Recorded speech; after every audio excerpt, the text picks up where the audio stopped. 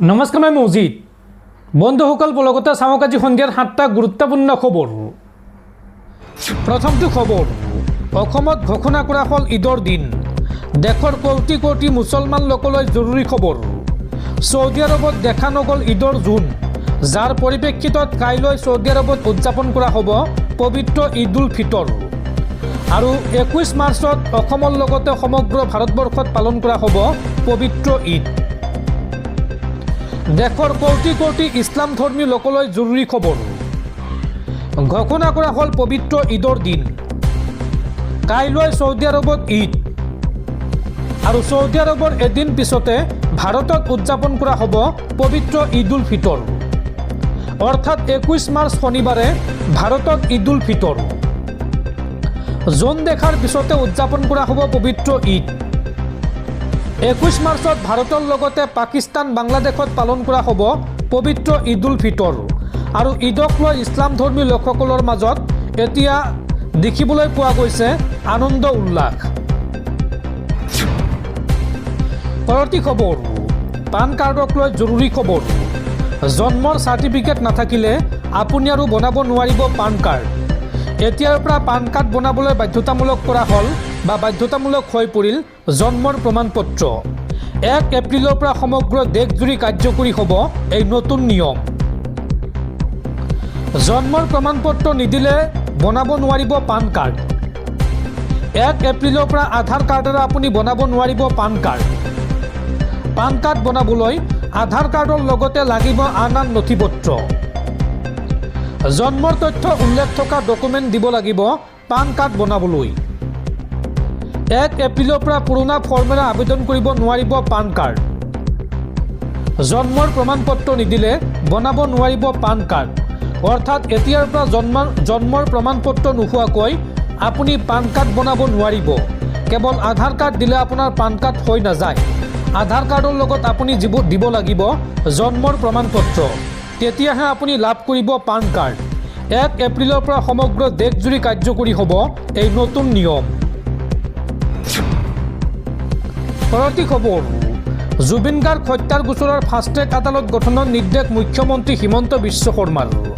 আৰু মুখ্যমন্ত্ৰীৰ নিৰ্দেশৰ পিছতে গুৱাহাটী উচ্চ ন্যায়ালয়ে গঠন কৰি দিয়া ফাষ্ট ট্ৰেক আদালত। বাক্সা জিলাৰ মুখ্য ন্যায়াধীশ শৰ্মিলা ভূঞাৰ তত্বাৱধানত চলিব এই গোচৰ প্ৰক্ৰিয়া। আৰু প্ৰতিদিনে বিচাৰ প্ৰক্ৰিয়া চলিব এই ফাষ্ট ট্ৰেক আদালতত। ছ'চিয়েল মিডিয়া যোগে এই কথা ঘোষণা কৰে মুখ্যমন্ত্ৰী হিমন্ত বিশ্ব শৰ্মাই। দৰ্শকসকল, আৰু বহুতো গুৰুত্বপূৰ্ণ খবৰ আছে। তাৰ আগতে আপোনাক জনাওঁ যে যদি আপুনি এতিয়ালৈকে এইটো ভিডিঅ'ত লাইক কৰা নাই তেন্তে এতিয়াই ভিডিঅ'টোত লাইক কৰি দিয়ক। আৰু এনেকুৱা ধৰণৰ ভিডিঅ' মই নিতৌ চাবলৈ চেনেলটো ছাবস্ক্ৰাইব কৰি কাষত থকা বেল আইকনটো প্ৰেছ কৰি ৰাখক। পৰৱৰ্তী খবৰ, বিধানসভা নিৰ্বাচনৰ বাবে বিজেপিয়ে প্ৰকাশ কৰিলে প্ৰাৰ্থীৰ তালিকা। ৰাজ্যৰ 88টা সমষ্টিৰ বাবে বিজেপিয়ে প্ৰকাশ কৰিছে এই তালিকা। এইবাৰ বিজেপিয়ে অসমৰ কোন সমষ্টিত কাক প্ৰাৰ্থিত্ব দিছে চাওঁ আহক। ঘোষণা হ'ল বিজেপিৰ প্ৰাৰ্থীৰ তালিকা। এই তালিকা অনুসৰি অসমৰ কোন সমষ্টিত কোনে লাভ কৰিছে প্ৰাৰ্থিত্ব সবিশেষ তথ্য জনাই আছোঁ। আৰু আপুনি অসমৰ কোনটো সমষ্টিৰ পৰা ভিডিঅ'টো চাই আছে কমেণ্টত জনাব। জালুকবাৰী সমষ্টিত প্ৰাৰ্থিত্ব দিয়া হৈছে মুখ্যমন্ত্ৰী হিমন্ত বিশ্ব শৰ্মাক। পাথাৰকান্দি সমষ্টিত কৃষ্ণেন্দু পাল, জাগিৰোড সমষ্টিত পীযুষ হাজৰিকা, লক্ষীপুৰ সমষ্টিত কৌশিক ৰায়, নলবাৰী সমষ্টিত জয়ন্ত মল্ল বৰুৱা, টিংখং সমষ্টিত বিমল বৰা, ৰঙিয়াত ভৱেশ কলিতা, লখিমপুৰত মানৱ ডেকা, গোলকগঞ্জ সমষ্টিত অশ্বিনী ৰায় চৰকাৰ, ঢকুৱাখানাত নৱ দলে, ধুবুৰীত উত্তম প্ৰসাদ, নাহৰকটীয়াত তৰংগ গগৈ, যোৰহাটত হিতেন্দ্ৰনাথ গোস্বামী, তামোলপুৰত বিশ্বজিৎ দৈমাৰী, মৰিয়নীত ৰূপজ্যোতি কুৰ্মী, গোলাঘাটত অজন্তা নেওগ, সোণাৰীত ধৰ্মেশ্বৰ কোঁৱৰ, ধেমাজিত ৰণোজ পেগু, ডিব্ৰুগড়ত প্ৰশান্ত ফুকন, জনাইত ভুৱন পেগু, শদিয়াত বলিন চেতিয়া, মন্দিয়াত বাদল চন্দ্ৰ আৰ্য, কমলপুৰত দিগন্ত কলিতা, বীৰসিং বৰুৱাত মাধৱী দাস, নগাঁৱত ৰূপক শৰ্মা, পশ্চিম গোৱালপাৰাত পবিত্ৰ ৰাভা, টিহুত চন্দ্ৰমোহন পাটোৱাৰী, অভয়াপুৰীত ভূপেন ৰয়, সৰুপথাৰ সমষ্টিত বিশ্বজিৎ ফুকন, দুধনৈ সমষ্টিত টংকেশ্বৰ ৰাভা, খুমটাই সমষ্টিত মৃণাল শইকীয়া, খোৱাং সমষ্টিত চক্ৰধৰ গগৈ, ডুমডুমা সমষ্টিত ৰূপেশ গোৱালা, নিউ গুৱাহাটীত দীপ্লুৰঞ্জন শৰ্মা, লগতে বিজনীত অপূৰ্ব কুমাৰ দে, বৰহমপুৰত জিতু গোস্বামী, ভৱানীপুৰ সৰবুক সমষ্টিত ৰঞ্জিত কুমাৰ দাস, ৰহাত শশীকান্ত দাস, সজাই সমষ্টিত শিলাদিত্য দেৱ, ছয়গাঁও বক ছয়গাঁও সমষ্টিত ৰাজু মেটছ, লামডিং সমষ্টিত শিবু মিশ্ৰ, চমৰীয়া সমষ্টিত জ্যোৎস্না কলিতা, ঢেকীয়াজুলিত অশোক সিংহল, পলাশবাৰীত হিমাংশু শেখৰ বৈশ্য, বৰচলা সমষ্টিত ঋতুপৰণ শৰ্মা, দিছপুৰত প্ৰদ্যুৎ বৰদলৈ, ৰঙাপাৰাত কৃষ্ণকমল তাঁতী, গুৱাহাটী চেণ্ট্ৰেলত বিজয় কুমাৰ গুপ্তা, নদুৱাৰ সমষ্টিত পদ্ম হাজৰিকা, বিশ্বনাথ সমষ্টিত পল্লৱ লোচন দাস, বৰক্ষেত্ৰীত নাৰায়ণ ডেকা, বিহালীত মনীন্দ্ৰ দাস, গোৰেশ্বৰ সমষ্টিত ভিক্টৰ কুমাৰ দাস, গহপুৰত উৎপল বৰা, টংলা সমষ্টিত বিকাশ চন্দ্ৰ ডেকা, বিহপুৰীয়াত ভূপেন বৰা, চিপাঝাৰ সমষ্টিত পৰমানন্দ ৰাজবংশী, ৰঙানদীত ঋষিৰাজ হাজৰিকা, মঙলদৈ সমষ্টিত নীলিমা দেৱী, শদিয়াত বলিন চেতিয়া, মৰিগাঁও সমষ্টিত ৰমাকান্ত দেউৰী, ধিং সমষ্টিত ডক্টৰ মুকুট কুমাৰ দেৱনাথ, চামুগুৰি সমষ্টিত অনিল শইকীয়া আৰু মাকুম সমষ্টিত সঞ্জয় কিষাণ, ৰংখাং সমষ্টিত তুলিৰাম ৰংহাং, তিনিচুকীয়াত পুলক গোহাঁই, আমৃত হাবে তেৰণ, চাবুৱা লাহোৱাল সমষ্টিত বিনোদ হাজৰিকা, হাফলঙত ৰূপালী লাংথাচা, উদাৰবন্দত ৰাজদীপ গোৱালা, দুলীয়াজান সমষ্টিত ৰামেশ্বৰ তেলী, বৰখোলাত কিশোৰ নাথ, সোণাৰীত ধৰ্মেশ্বৰ কোঁৱৰ, কাটিগড়া সমষ্টিত কমলাক্ষদেৱ পুৰকায়স্থ, মাহমৰাত সুৰুজ দিহিঙীয়া, শিলচৰত ৰাজদীপ ৰায়, ডিমত সুশান্ত বৰগোহাঁই, ধলাইত অমিয়কান্তি দাস, নাজিৰাত ময়ূৰ বৰগোহাঁই, হাইলাকান্দিত মিলন দাস, মাজুলীত ভুৱন গাম, উত্তৰ কৰিমগঞ্জত সুব্ৰত ভট্টাচাৰ্য, তিতাবৰত ধীৰাজ গোৱালা, ৰামকৃষ্ণ নগৰত বিজয় মালাকাৰ, দেৰগাঁও সমষ্টিত মৃদুল কুমাৰ দত্ত, বোকাজান সমষ্টিত সূৰ্য ৰংফাৰ, হাওৰাঘাটত লুন সিং তেৰণ আৰু ডিফু সমষ্টিত প্ৰাৰ্থিত্ব দিয়া হৈছে নিচ তেৰণপিক। পৰৱৰ্তী খবৰ, মেট্ৰিক পৰীক্ষাৰ ৰিজাল্টৰ দিন ঘোষণা। মেট্ৰিক পৰীক্ষাৰ বহী মূল্যায়ন প্ৰায় সম্পূৰ্ণ হৈছে। বিহুৰ পূৰ্বে ঘোষণা কৰা হ'ব মেট্ৰিক পৰীক্ষাৰ ফলাফল। অসম ৰাজ্যিক বিদ্যালয় শিক্ষা বোৰ্ড চমুকৈ এছেবে নিজৰ সাধাৰণ সময়সীমাৰ বহু আগতেই বহীৰ মূল্যায়ন প্ৰক্ৰিয়া সম্পূৰ্ণ কৰিবলৈ ক্ষীপ্ৰ গতিৰে কাম কৰি আছে। আগন্তুক বিধানসভা নিৰ্বাচন আৰু ৰঙালী বিহু উদযাপনৰ পূৰ্বে সমগ্ৰ অসমৰ লক্ষাধিক ছাত্ৰ ছাত্ৰীয়ে তেওঁলোকৰ হাইস্কুল শিক্ষান্ত পৰীক্ষাৰ ফলাফল লাভ কৰিব পাৰে। বৰ্ডে এতিয়াও আনুষ্ঠানিক তাৰিখ ঘোষণা কৰা নাই যদিও বিষয়াসকলে নিশ্চিত কৰিছে যে যোৱা বছৰৰ তুলনাত যথেষ্ট আগতে এইবাৰ ফলাফল ঘোষণা কৰা হ'ব।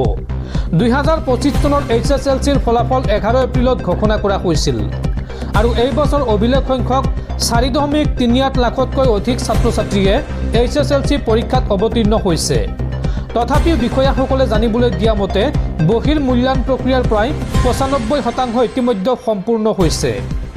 বৰ্ডৰ ভিতৰৰ সূত্ৰই ইংগিত দিছে যে মাৰ্চ মাহৰ শেষৰ ফালে ফলাফল ঘোষণা কৰাৰ লক্ষ্য লোৱা হৈছে যদিও এই ঘোষণা অন্ততঃ এপ্ৰিলৰ প্ৰথম সপ্তাহৰ প্ৰথমাৰ্ধলৈকে যাব পাৰে। বিষয়াসকলে ইংগিত দিছে যে বৰ্ডে যোৱা বছৰৰ দৰে এই বছৰ পুনৰ সময়মতে ফলাফল ঘোষণা কৰাটো নিশ্চিত কৰাৰ চেষ্টা কৰিছে যাতে পৰৱৰ্তী শৈক্ষিক পৰিকল্পনাৰ বাবে ছাত্ৰ ছাত্ৰীসকলৰ অনিশ্চয়তা হ্ৰাস পায়। পৰৱৰ্তী খবৰ, বিধানসভা নিৰ্বাচনৰ বাবে বিজেপিৰ প্ৰাৰ্থীৰ তালিকা প্ৰকাশ পোৱাৰ পিছতে পোহৰলৈ আহিছে আন এক বিস্ফোৰক তথ্য। এইবাৰ টিকট কৰ্তন হৈছে অসমৰ বহুকেইগৰাকী মন্ত্ৰী বিধায়কৰ। অসমৰ কোন কোন মন্ত্ৰী বিধায়কৰ টিকট কৰ্তন হৈছে চাওঁ আহক। প্ৰথমতে টিকট কৰ্তন হৈছে ৰাজ্যিক বিজেপিৰ প্ৰাক্তন সভাপতি প্ৰাক্তন মন্ত্ৰী তথা বিধায়ক সিদ্ধাৰ্থ ভট্টাচাৰ্যৰ। লগতে টিকট কৰ্তন হৈছে দৰসিং ৰংহাং, হেমাংগ ঠাকুৰীয়া, নিহাৰ ৰঞ্জন দাস, অতুল বৰা, ৰূপ সিং তেৰণ, সুমন হৰিপ্ৰিয়া, দীপায়ন চক্ৰৱৰ্তী, দিগন্ত ঘাটোৱাল, ৰামকৃষ্ণ ঘোষ, অমিয় কুমাৰ ভূঞা, বিদ্যা সিং ইংলেং, অজয় ৰয়, নন্দিতা গাৰ্লোচা, গণেশ লিম্বু, নুমল মমিন, মিহিৰ কান্তি চম, ফণীধৰ তালুকদাৰ আৰু প্ৰমোদ বৰঠাকুৰৰ টিকট কৰ্তন হৈছে এইবাৰ। অৰ্থাৎ এইসকল বিজেপিৰ নেতা মন্ত্ৰী বিধায়কৰ টিকট কৰ্তন কৰা হৈছে আৰু এইসকলৰ ঠাইত নতুন মুখক দিয়া হৈছে অগ্ৰাধিকাৰ। পৰৱৰ্তী খবৰ, মাৰ্ঘেৰিটাৰ পৰা প্ৰাৰ্থিত্ব প্ৰত্যাহাৰ প্ৰতীক বৰদলৈৰ। পিতৃ প্ৰদ্যুৎ বৰদলৈয়ে বিজেপিত যোগ দিয়াৰ বাবেই প্ৰাৰ্থিত্ব প্ৰত্যাহাৰ পুত্ৰ প্ৰতীক বৰদলৈৰ। কংগ্ৰেছৰ সভাপতি মল্লিকাৰ্জুন খাৰগেলৈ এই সন্দৰ্ভত প্ৰেৰণ কৰিছে পত্ৰ। টিকট ঘূৰাই দিছে প্ৰতীক বৰদলৈয়ে। পৰৱৰ্তী খবৰ, মধ্যপ্ৰাচ্যৰ যুদ্ধক লৈ ডাঙৰ খবৰ। ইজৰাইল আৰু ইৰাণত আক্ৰমণ কৰিব নোৱাৰিব। এই সন্দৰ্ভত মাৰ্কিন ৰাষ্ট্ৰপতি ডনাল্ড ট্ৰাম্পৰ কঠোৰ নিৰ্দেশ। ইৰাণত আক্ৰমণ কৰিবলৈ বাধা ইজৰাইলক আমেৰিকাৰ ৰাষ্ট্ৰপতি ডনাল্ড ট্ৰাম্পৰ। ইৰাণৰ শক্তি দেখি এই মুহূৰ্তত ভয়ত কঁপিছে আমেৰিকা। ইজৰাইলক ইৰাণত আক্ৰমণ নকৰিবলৈ নিৰ্দেশ ডনাল্ড ট্ৰাম্পৰ।